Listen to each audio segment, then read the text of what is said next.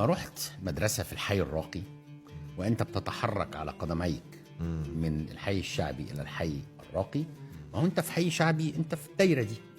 عشان تخرج بره الدايرة وتمشي وتروح بتعدي على أماكن شكلها حلو، شوارع شكلها حلو، عربيات شكلها حلو.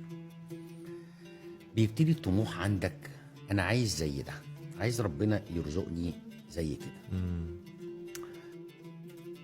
والدي لحد واحنا في 6 ابتدائي مثلا ما كانش عنده عربيه، وانا فاكر اليوم اللي جاب فيه اول عربيه. انا كنت راجع من المدرسه عمال ابص على العربيات اللي في الشارع.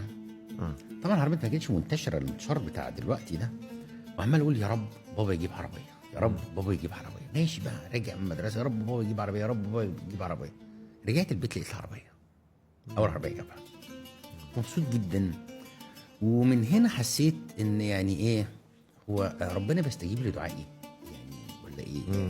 انا عمال ادعي ربنا، أنا تمنيت وربنا حقق الحمد لله. ميزه تعرضك للطبقه الاجتماعيه اللي هي اعلى ده بيخليك عايز تنجح، بيكبر عندك الطموح. ولما تيجي تفكر طب هو انا عشان اوصل لطبقه اجتماعيه اعلى وانجح، هو ايه الطريق الوحيد بتاعي؟ ما عنديش طريق غير حاجه واحده بس، هو العلم. العلم هو الطريق الوحيد القانوني الرسمي لتحقيق الأحلام. لتحقيق الأحلام. فده ما كانش عندي مفيش اوبشن.